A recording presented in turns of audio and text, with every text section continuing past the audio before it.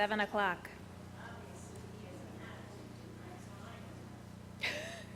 Who's that?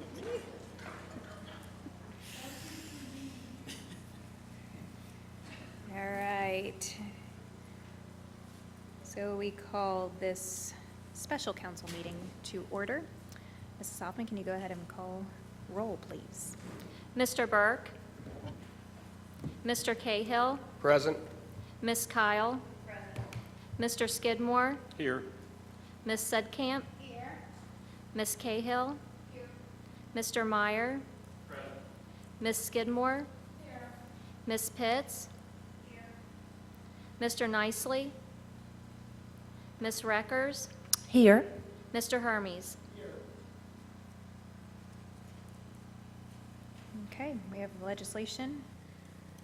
Go ahead, Mr. Gatlin. Yes, we have two matters tonight. These are both somewhat housekeeping matters.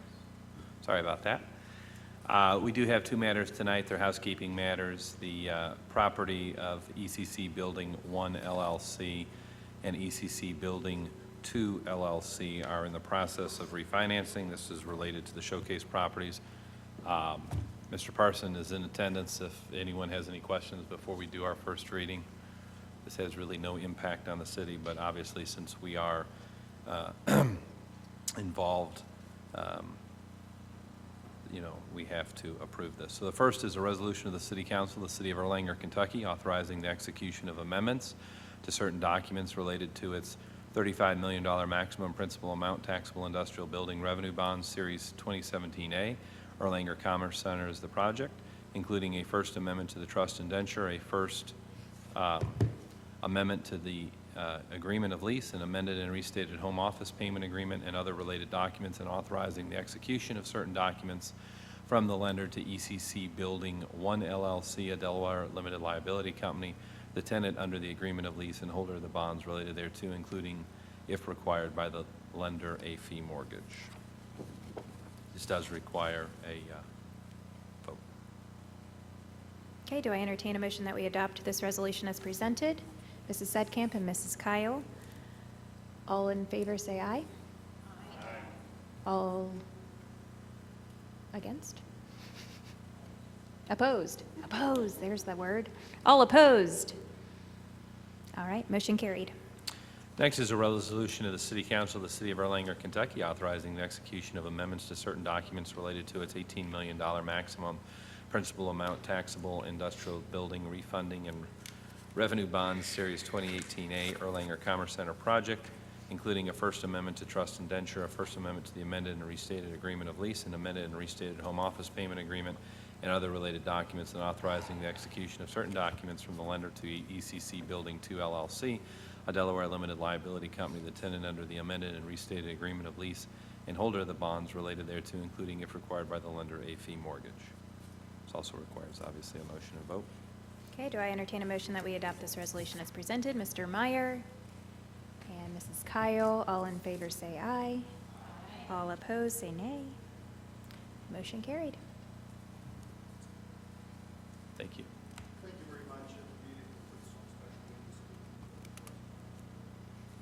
Thanks, Jim. Okay, next item on the agenda is employee matters. Mr. Matt Kramer. As all council is aware, Chief Todd Brundle put in his retirement this past week. So if anybody has any questions about that, they can see me afterwards. But that's all we have on that subject today. Thank you. All right, do I entertain a motion that we adjourn the special meeting? Mrs. Kyle and Mr. Cahill, all in favor, say aye. Aye. Opposed? Motion carried. All right, now we're going to open up our council committee meeting. The first item on the agenda is council pay structure.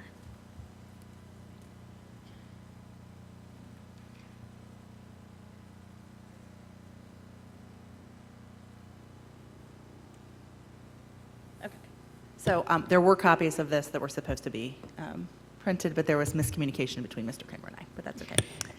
So I have a proposal where we can look at attendance as an accountability variable for the pay structure for our council members. This would be have an effective date of January 1st, 2021, because it would be the next election cycle. And it would be adjusting the stipend, a stipend to $250 a month, and then having a per meeting salary of $50. So it would be a net change of $0 to the city budget and appropriations, but the change would be based on attendance. And a lot of other cities have similar structures. I mean, like Fort Thomas, they only get paid $75 a year. And then there's people like with school boards where they're only paid for every meeting they attend. It doesn't matter how much work they do. So with us being elected officials, we work 365 days a year. We're available to our residents. We work for our city. And that is not being brought into question. And that's why I think that a stipend would be an excellent alternative to being paid a flat rate every month and then having a $50 per meeting salary.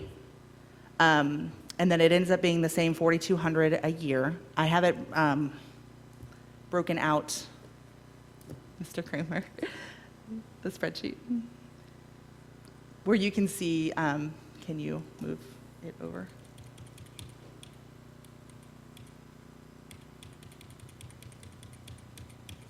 You're the worst. Where you can see the net year-over-year change to the council salary should meetings be missed. And I mean, I had Hawthorne, I missed a meeting earlier this year. I had vacation, so based on the structure, in theory, I would have a $100 reduction in my annual salary for council. This is just an opportunity to be more accountable, I think, to our residents and taxpayers. Do you guys have any questions about this? I do have one. What's up? So I know, and I'm just curious how we're taking into account any of the special meetings. So is it a meeting night, or was the special meeting that we just had considered a separate meeting from I would our say committee meeting night. I would say meeting night. Okay, because I know there's also some task force meetings that are kind of going on. If council calls a special meeting and the mayor calls a special meeting, or the budget meeting, those kind of things, are Yeah, those all I think that considered? a budget meeting or the task forces, I think, are just an additional choice that we choose to do.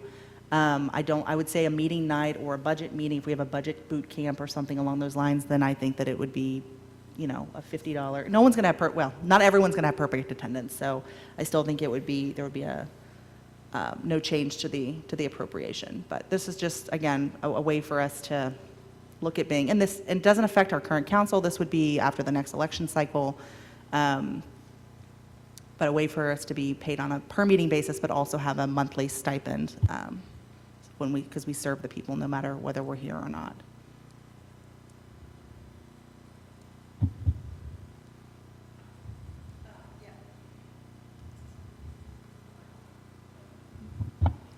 Now it is, okay.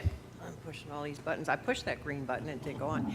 My question is about the staff that takes care of the payroll. Is that a problem, or would you be able to handle that readily? I mean, I don't want to cause any...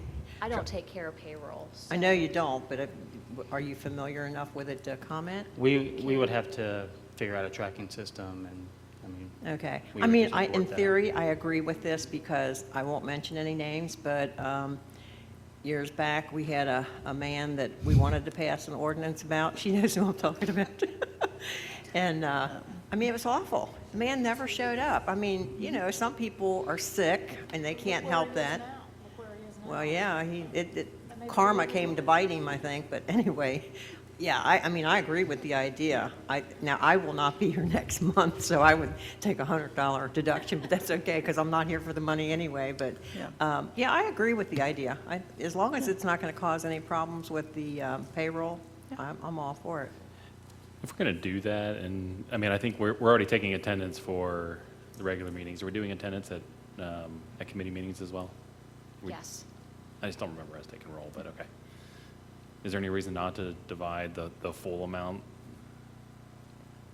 Because, Mr. Burke may not be here today, but he may have been in communication and helped residents Okay. all this month on a completely on whatever his reason. And with this, it doesn't matter if it's an excuse absence, not excuse absence. It's just per meeting, $50 salary, $250 as a stipend, because again, I'll get an email at 11 o'clock at night sometimes, or a text message, and it doesn't matter if I'm physically in this chair, I'm serving the city and serving its residents. So that's why I looked at it as, not taking away or breaking it in half and doing it that way and almost punitively affecting our council. It's just an opportunity to have it both ways and be accountable to our residents. So the 250 stipend, I get that now. The meeting, it's going to max at $50 or $100 a month, right? Unless we have like a budget boot camp or where we Okay. all are being called with far enough notice. We'll have to work out the specifics to that. Since I've been on council, which again has only been 10 months, we've only had the 2 meetings every month. So that's Right. what I used for these. I don't want it to where it gets to where, well, I'm going to go to this meeting, so I should get another $50, or I'm going to go to this meeting, so I should get another. Yeah, and I think when if we would make a change to the ordinance, we would just work that language into what meetings, specifically count for that, right? Like where task forces don't apply or mayor meetings or things of that nature, because those are all, attendance really isn't required. It's something that we are working on outside of the regular meetings. That was just my thought process. My only last question is the $4,200 the right number? I've not done a study of other cities with councils our size, with budgets our size. I'm just wondering if we're going to make a change, should we also look at, that appropriate benchmark at that time? So I know it's not affecting the people that are sitting in this room today, but, I don't know the last time that was looked at. So there was a recent KLC, the data was provided, but Mr. Kramer told me that a lot of that information is volunteered to the KLC, so it may not necessarily be accurate with what was provided. Am I speaking for you? I was speaking to the ad district. I can't speak to the KLC data. But I know, anytime you have a salary survey, we've all, especially staff, we've looked at them, and you just have to really understand the data that's being presented, because not everything is apples to apples. So it's a little bit challenging. You can't just take it face value. You got to do a little bit of digging for it. But the ad district, every year, the city manager association pays to have that salary survey done for all of Northern Kentucky. So I provided that to Rebecca So this week. I looked at his data because I did have some holes because I pulled the KLC data that was provided. It's through their website. And it's around 5,000 for mayor, council, the setup of a mayor council versus commission versus city manager versus wards. And I can provide that information to you if you guys wanted to entertain possibly increasing, but I think it's around 5,000, little less than 5,000 is the average for not necessarily our area, but our city size. So 20,000 or less, it is around 5,000. So we can get the raw data to you guys if you wanted to play around with it. I don't think a pay raise is necessary. I think that it's 4,200 is fair. We do have we have the largest council in our area in Northern Kentucky, and one of the largest in the state, with the exception of Jefferson County and Louisville. Yeah, I said that right. Lexington and Louisville. So I looked at a couple of those as possibly building it into this, but happy to provide or have someone provide the raw data for you guys to see. I think 4,200 is fair, given our council size.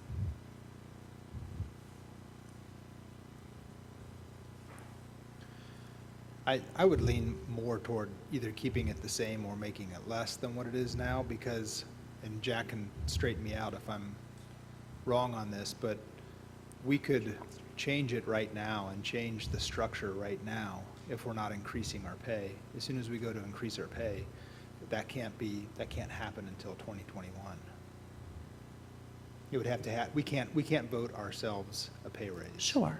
I didn't think anything could be in effect until 2021. Yeah, it's a good question you ask. I'm not familiar just off the seat of my pants here tonight whether you could restructure how you're paid and do it for this session. I would need to look into that. Intuitively, I would agree with you that the case law I've seen and the statutes say you cannot increase your pay, but I'm not aware of any city that's restructured how they're paid within that council session. So I certainly can look into that. Okay, thank you.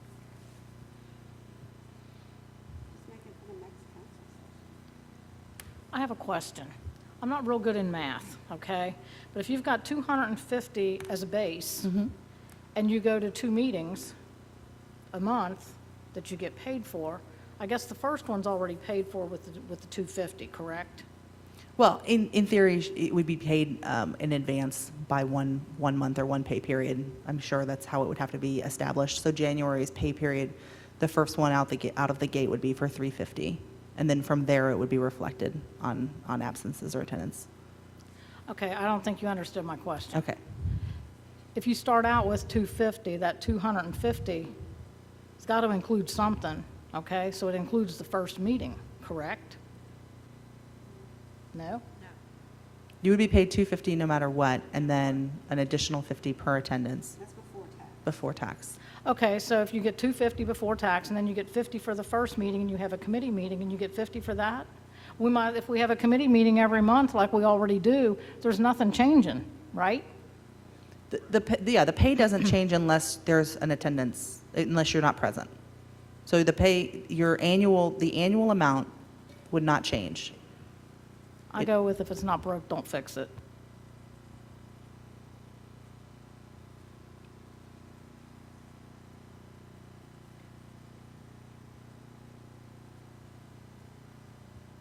Any other questions for Rebecca? Patty? I just have a comment. Kudos, good job. I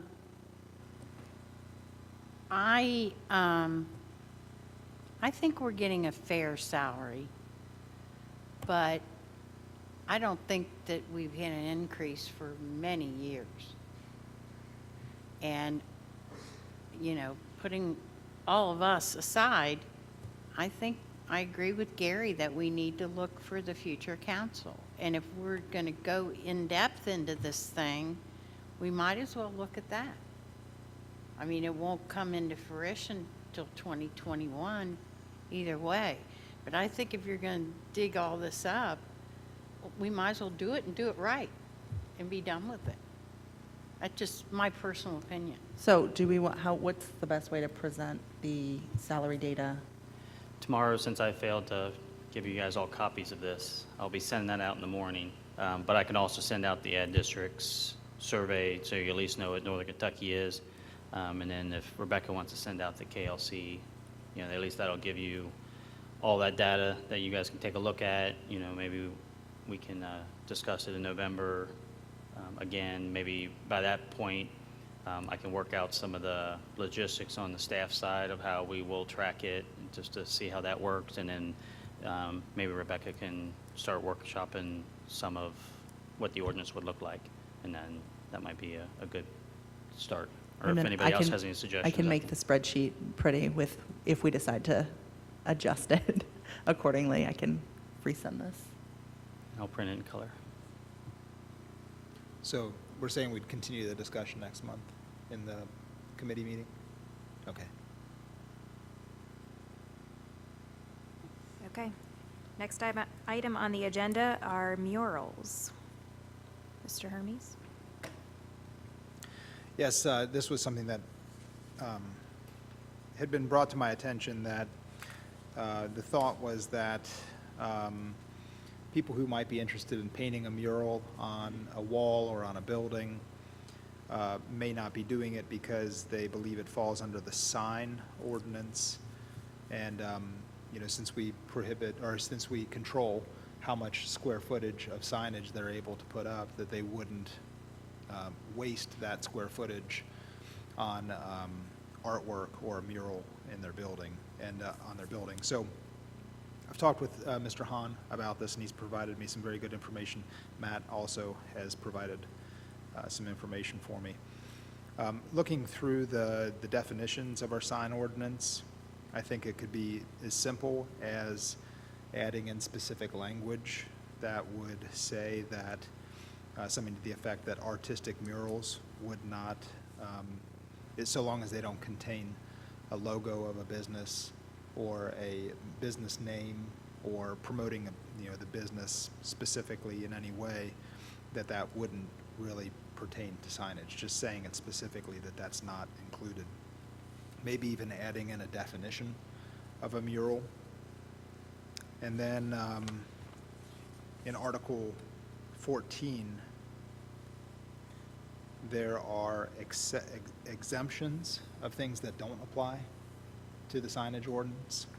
And I think there too, we would specifically say that artistic murals, regardless of the size, would not apply to the signage ordinance.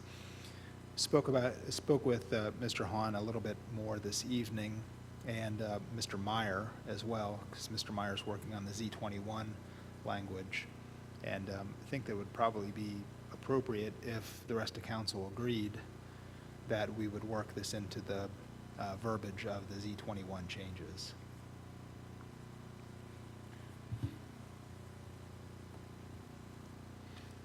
Any questions or comments on that? No, I was going to say that I think any change like that where we don't have necessarily a pressing issue to make any change now, but, certainly let's discuss, incorporate those into Z21 changes and then have that discussion as part of that collective package. And if we feel that it's not appropriate at that time still, then, we could certainly, strike that language. But it just, seems because we don't have a pressing issue, let's hold off and wait. Yeah.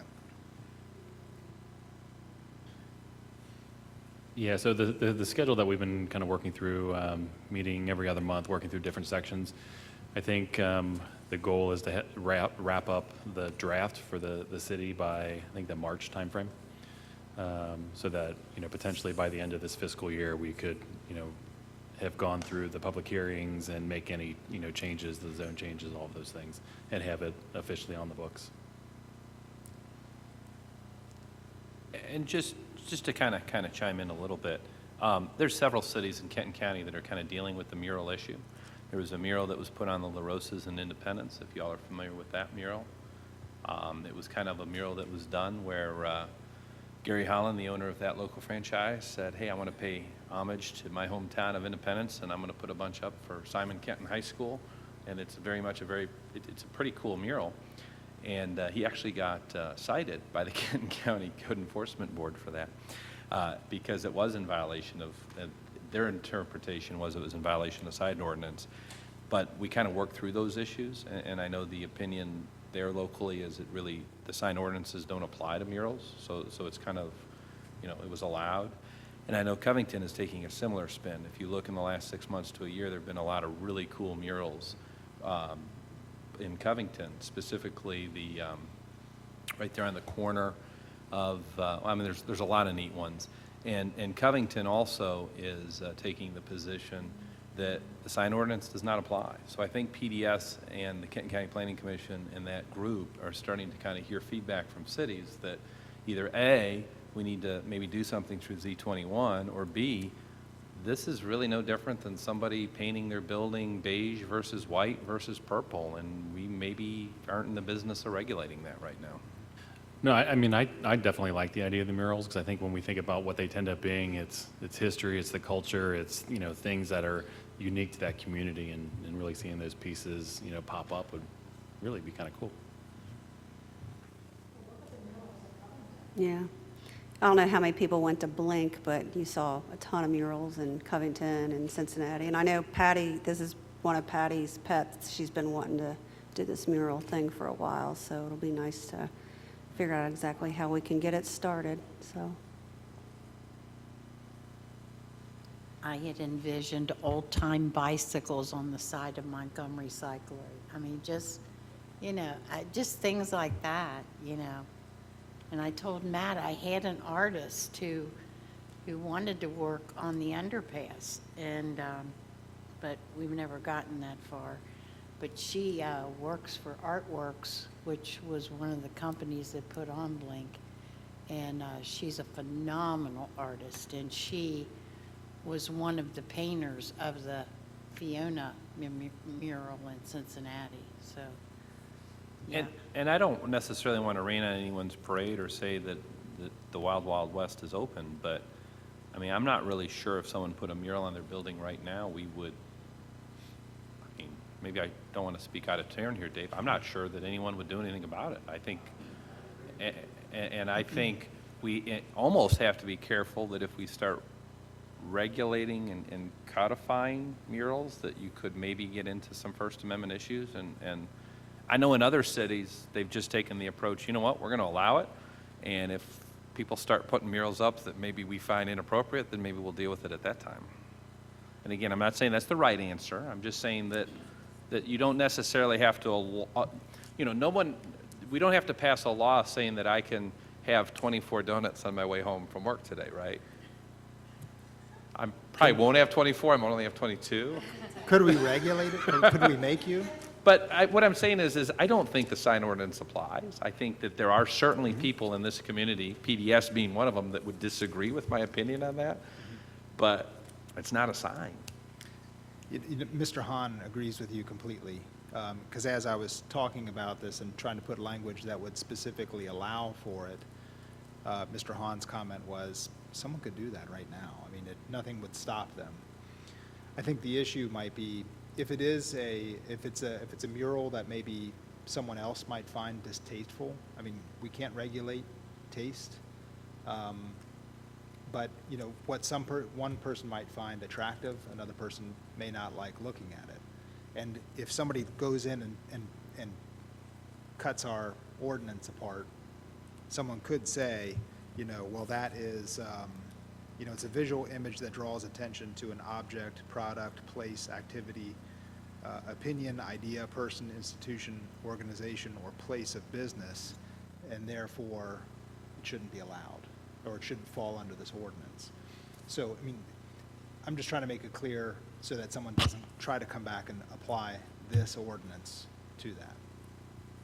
And I think there's a distinction if you are a business and you plaster on your wall the name of your business. I think that arguably is more of a sign than if you know, put 2 bicycles on the side of your business. I think that's less of a sign. I don't know.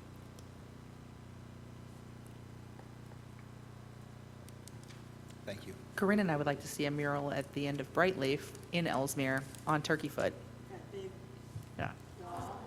You'll have to get the KDOT and Ellesmere on Yeah. board with that. We'll make it happen.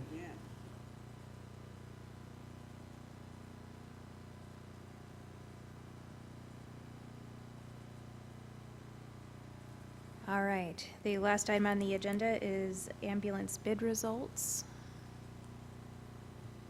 That is a presentation by the fire department.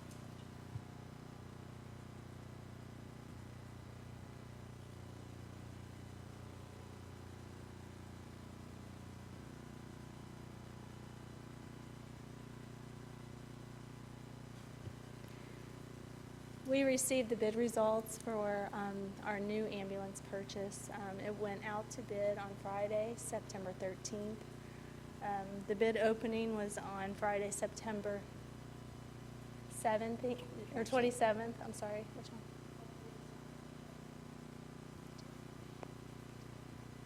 So the bid opening was Friday, September 27th. We received one bid. It was from a company called Penn Care for a Braun ambulance. Currently, we own 2 Braun ambulances, and we're not sure why we only received one bid, other than we believe that the competitors know our preference and the quality ambulance that they provide because we own 2 Brauns. So unfortunately, we did only receive one bid. When selecting an ambulance or any piece of EMS equipment, our highest priority is the safety of our personnel and our patients, as well as the quality of workmanship of the products or vehicles that we buy. The Braun ambulance offers both and is also a very practical choice for the possibility of remounting the box of a retired ambulance. With the Braun ambulances, they're constructed so well that we can take and remount the box to a new chassis, potentially saving a significant amount of money on a future purchase. The Braun ambulances are basically a welded box versus other ambulances. What they do is they piece them together almost like a trailer, and they strap them at the top, and they put some little bracing around the sides of it. So if that ambulance, God forbid, is in an accident, and if we have our personnel strapped in the ambulance and we have our equipment mounted, we have a much safer environment for our people. And we've been fortunate in the past that we've gotten Brauns in the past, in my opinion, because of the fact of they're much safer. And another type of ambulance would possibly be in a rollover, and it could just, if you've seen pictures, they just come apart.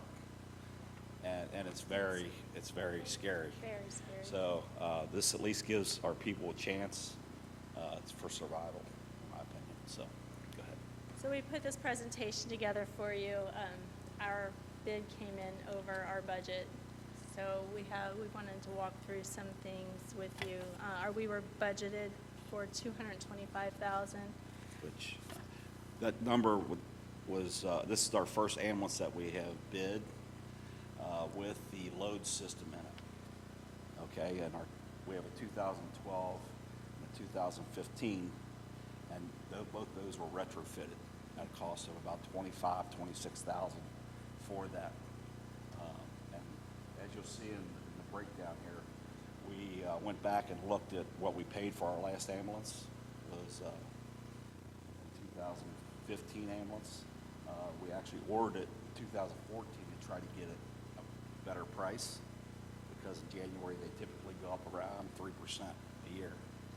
So we went through and all the years of going up 3%, and you'll see the numbers up here, that without the load system being added on, because we never bid that way, so when they asked for the $225,000, they were probably a little low.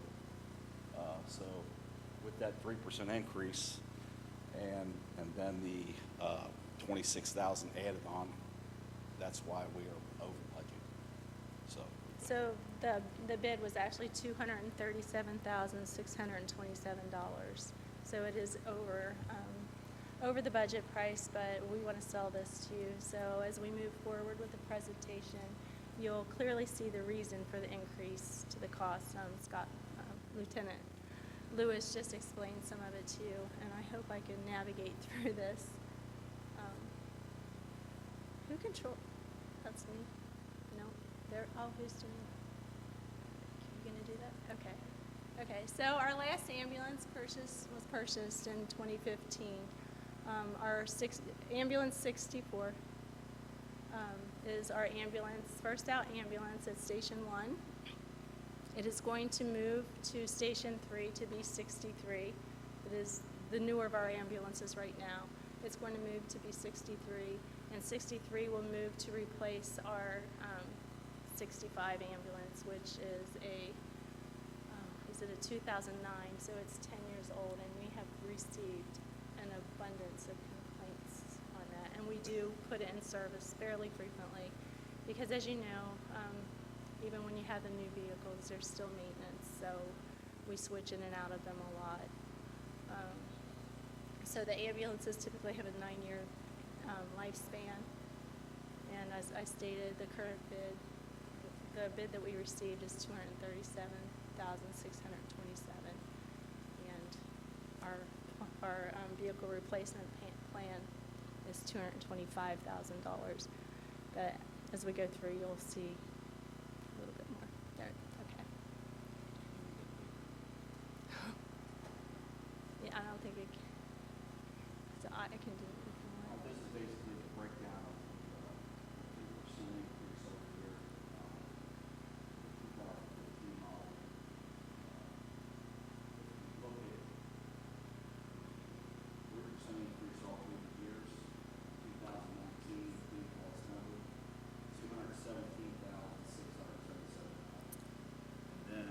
that is actually obviously under our 225,000 target number, but because of the load system, which the other two are retrofitted after purchasing, we have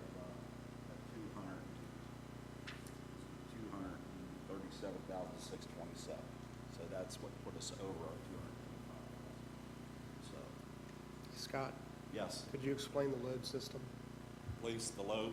Yeah. Okay, the load system is, for, I think everyone probably in here has seen it, where the stretcher comes out, it goes down. Stretchers that we use now are power cots. They can hold up to 700 pounds. You say 700 pound people, believe it or not, we're seeing more and more of those kind of people, unfortunately. So we go up to the ambulance, what they do in the ambulance, the load system then takes over, picks up the stretcher.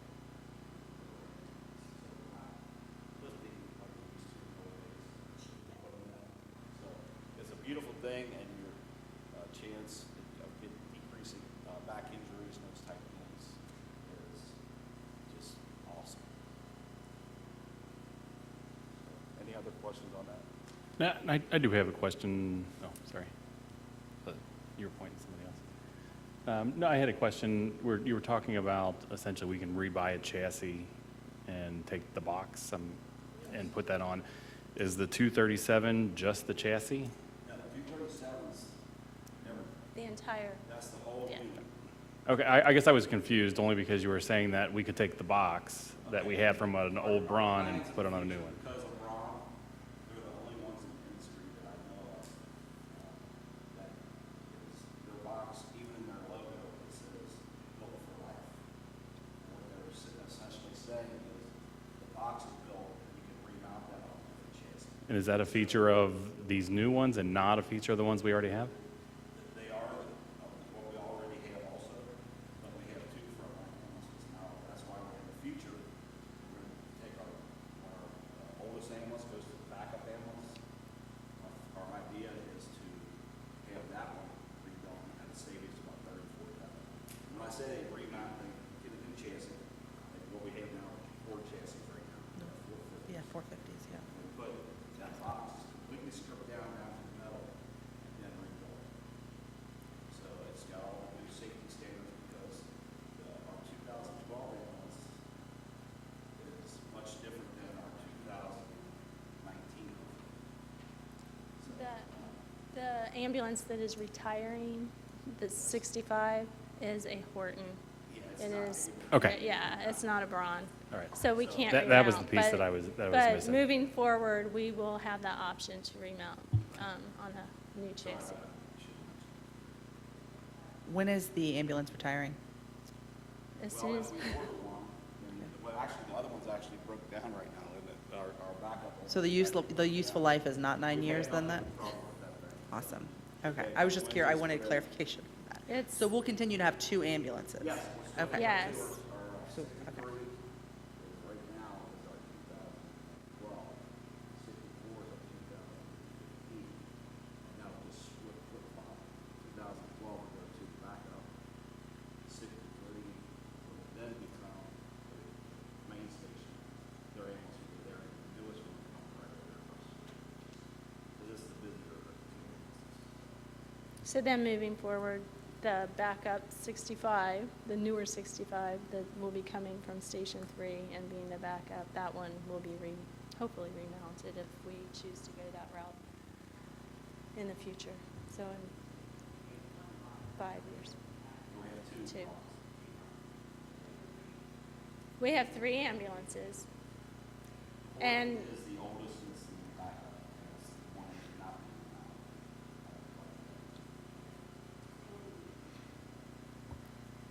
And I might just be misunderstanding, but when we get this new one, the Horton that can't be, that's our backup now, surplus, so we'll get something out of it? Probably not much, okay. Oh. When you start looking at the history of this, Yeah, okay, gotcha. we get complaints now, and she does it. A Bengals mobile, that's it.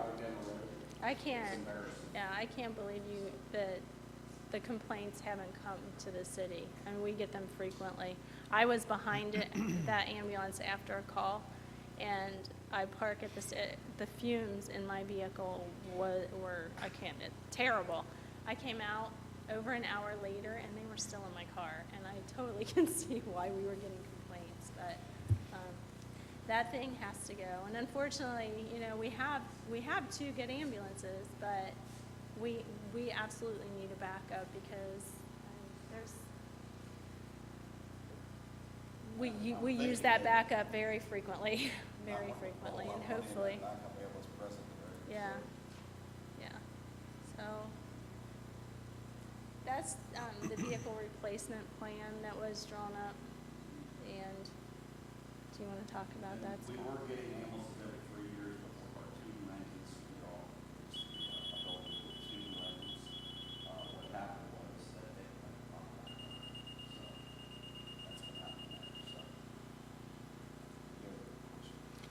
Well, I guess a couple comments and a question. I think it would be a lot easier if we'd only gotten 1 bid and it was under the budget. You know, being that we've only gotten 1 bid and it's over the budget, makes me wonder more about what we put out to bid. I know that a lot of times, all right, so was the bid package something that Erlanger put together independently? Yes. Yes. Yes. Okay. And what was the? And it was put out, Sherry put it out like she does all the other things. Okay. We didn't do any other, we didn't just try to run this through. No, I think, I'm not saying that. I know sometimes we can put stipulations and requirements and specifications in a bid package that wipes out everybody else, maybe inadvertently. We actually put in there refer, but they take exception. Okay. Mhm. Just go for wrong. I know when we went out to bid for the fire truck, the 2 new fire trucks, we used the Houston Galveston area. I can't remember exactly what the terminology was for that bidding system. Did we do that again for this, or can it be done for an ambulance? Not really done for ambulances. I've never done it in the past, but I've heard of it, not for ambulances, so. The bid package that we put together has been, I would say, similar to the same as what we have in the past 2 ambulances. I think the last ambulance we got in 2015, we received 3 bids. So we haven't gotten, you know, an overabundance of them anyway. Really, honestly, I think the only reason it is over budget is because we have that power load in there. If you take that out, it's under budget. And, you know, the power load system is rated like for a 4G crash. It is, I can't say that system is an absolute requirement. That is what we have in our other ambulances. It's the same Stryker system? Mm-hmm. Okay. Do we, Yes. And we're not getting the extra power. We're going to use the power cot. We have 2 power cots. Right. So instead of having a power cot, which they cost about $17,000. I think they're about between 12 and 14,000. Yeah. Backup ambulance that would be used, we take the cot out of the other ambulance. So that's the savings right there. You just don't have a $17,000 cot sitting in the back of the cot. Right. do we have the ability to take that power The power load? system, no, it's mounted into the floor. But that was retrofitted into the, It is not in 65. It's not in the one that's Okay. retired. It's not, but it's in the 2 newer ambulances. okay. Yes, ma'am. Yeah, I mean, this is a moot point here, guys. They come in, the budget is the same without the power loader. It's that simple. It was actually under, sorry. Yeah, we have. Right, exactly. So this is a moot point. I mean, you have to have that loader, believe me. Well, the savings from people not having back injuries and on our insurance and stuff is a huge savings, so, yeah. And with patients getting, you know, a lot of them are heavier. And, you know, I think we save one person from a back injury, it more than pays for itself. Mhm. So we kind of talked about the capital vehicle purchasing a little bit. The Braun Safety, go ahead. That talks a little bit about the remount. So you'd be able to remount that at a savings about 30 to 40,000. So that's typically where it runs today. Can't really give you a solid number since they have to get there and tear it down to the metal and the cost of a new chassis. Usually a chassis costs from 1 year to the next is like 500 or less. Our EMS responses, we just threw that up there. They are, oh, am I doing that? Who's doing that? We've already made over 22, almost Yeah. 23 runs for the year Yeah. this year. So every year they've gone up the last 4 years. I mean, like another day out this year. But we're becoming pretty good, just like the other one is.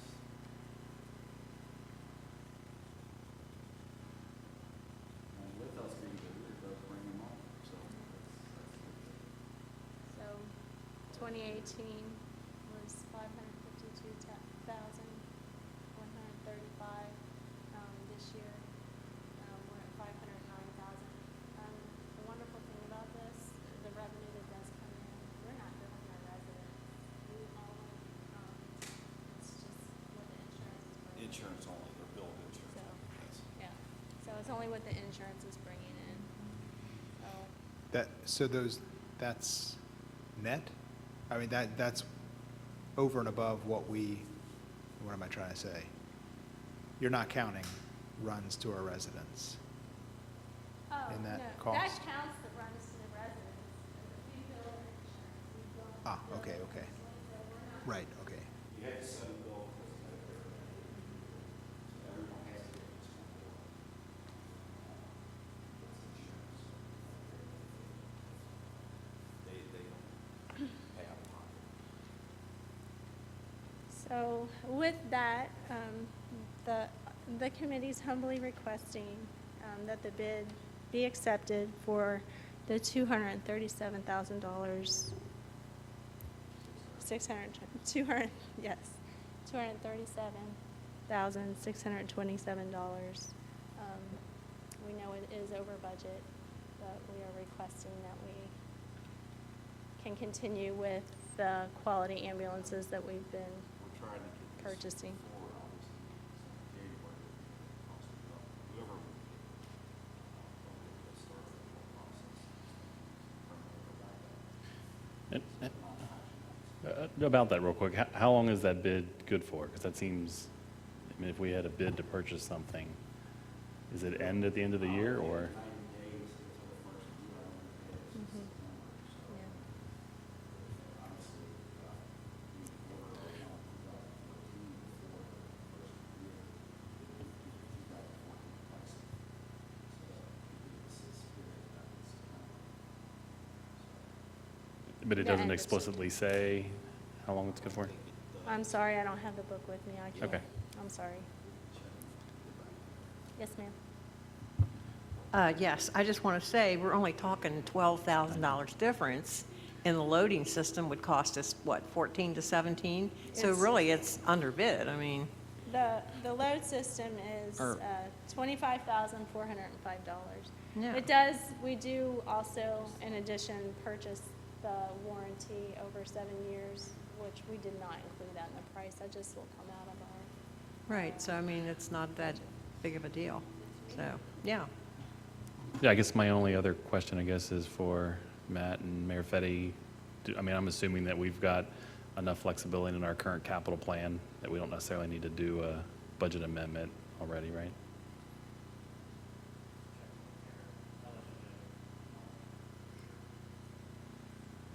I mean, in any case, we wouldn't need to do it now. I mean, I would think as we get towards the end of the year, during that same time. Okay. As Scott said, we will have to move on it pretty quick to be able to get a 2019 chassis. I'm surprised they're still available. Any reason we can't motion to vote on that now? No, we can still, I mean, we've got a quorum. Yeah, I'd prefer to do it at a regular meeting. I don't think waiting 2 weeks is going to make an issue, is it? It's just 2 weeks longer for our order. I mean, that's, Yeah. we can't Okay. order it until it's approved, obviously, and it's about 190-something days to do it. So, 180, 210 days. Yeah, we'll do it in November council meeting. Okay. And I'll have all those. As long as we're okay waiting, answers. doesn't bother me. Yeah, I mean, I think it's part of the procurement policy, isn't it? Yeah, part of our procurement policy that we have to do it at regular meetings. Okay. So, Okay. Well, thank you for your time. Bless I you. appreciate it. Oh. So KKK specs on the inside. So we have the distance from the jump seat to the stretcher is still that, where you have to unbuckle? Well, we actually wanted a bench seat, Okay. but we can't have a bench seat anymore with the testing that Braun did and other manufacturers are recommending that you get rid of Braun. Braun won't even build one with a bench seat in it. So Okay, it'll so no bench seat. have What a about, harness? It's a 5-point and harness. Yeah. so you can get up with that harness still on, put an airway in, push drugs, all that stuff? You know what I'm talking about. So. Yeah, I Are know. we able to with the I harness think on? you're still able to do some, but you're not going to be like it is now where you can just Okay, get around. because it doesn't matter if the ambulance stays together if you aren't Right, strapped in exactly. and That's roll why I around. said strapped in. Right, so, just Uh, want to, The new CPR guidelines, and they're kind of moving towards staying and working on seeing, getting ROS back. So you have all of your intubation done, your IVN, or IO, everything in place before you leave typically. Okay. That is what we're moving towards. All right. You know what I'm talking about, We the do, smaller yes. ambulances stay strapped in, and less people die when you get hit, so. And there's also rules of all your equipment has to be mounted, nothing can be lying around free. So they are mounting it now? Yes. Yes, anything That's part of the that spec. weighs more than 3 pounds has to be mounted. And I will say that we have a couple of optional items that we could add to this if you would allow. If not, it'll come out of the EMS budget. And I'm just going to mention one that is an absolute must, is we have to have a monitor mount. The one we want is $2,250. We do have them currently in the ambulance. It's a Furno mount. Our guys and we don't like it. It's a bracket that clips the monitor in. The monitor weighs, probably 40 pounds, at least 40 pounds. So it clips it in there. There's an arm on the back of it. Well, on our monitor, there's a pocket in the top and there's a pocket in the back that we have to access to get equipment out of. So we have to unhook the current mount and lean the monitor forward to get equipment out of it, which is a pain in the behind. So the one that we found is it mounts from the bottom and it has 360-degree access around it. So you can access any of the pockets. So it's more costly, but that is the one we want. That's the one that I think would work best for us. So that would add another $2,250, but we'll just take that out of the EMS budget. So, So there was a couple optional things that we did not include in that price, so. so everything is flush mounted on the wall though, so for head strike? Flush mounted. Flush mounted, so for head strike, prevent head strike? Or in the compartments. A lot of things are in compartments. Okay, all right. Yeah, we have added some extra outlets so that we can store more things in the compartments, like the suction machines and obviously the battery chargers for the cots, and what else is in that? All the electronics that we have. All the electronics that we have, everything's inside the cabinets. Not a problem. Like I said, the money's not my concern. It's the safety of the people, patients and the paramedics and EMTs in the back. So. Well, I'm going to ask another question. This is going to be directed to the CPAs in the room. If we're buying additional equipment for these vehicles, should those be capital purchases rather than expense purchases?